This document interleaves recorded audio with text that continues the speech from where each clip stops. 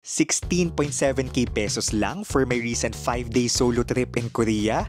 Paano? This is the Kuripot Traveler way Di ko kailangan ng sobrang laking pera para balik-balikan may comfort country, Korea. Bago natin himayin ang expenses, tip ay i-book nyo na ang mga kaya ninyong i-book way ahead of your trip para makatipid kayo such as flight and accommodation and maging tirador ng mga discount. For activities and hotels, you can book on Klook and use my promo code DaveGinoKlook for discount. For hotels, pwede rin kayo mag-book sa Agoda using my code DaveAgoda. Capital letters yan na and i-redeem nyo on mobile app. Heto na nga, for our 5-night accommodation, I spent 4.9k pesos only.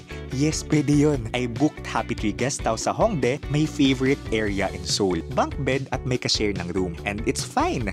May naging friend pa ako, diba? For activity, I only booked the DMZ tour at 3.4k pesos on Klook. So finally, nakita na natin yung North Korea na na-imagine lang natin sa Crash Landing on You. Ang dami ko ring natutunan sa tour na ito. Nakipag-usap pa ako sa isa sa mga North Korean defectors. The rest of the activities, doon tayo sa libre.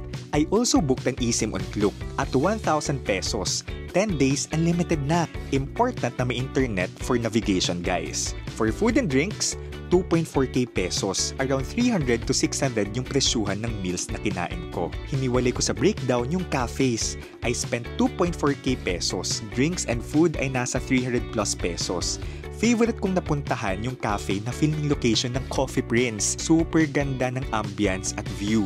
It was giving nostalgia too. Kaway-kaway sa mga titas of K-dramas dyan. Syempre, in-experience na rin natin ang nightlife sa Hongdae.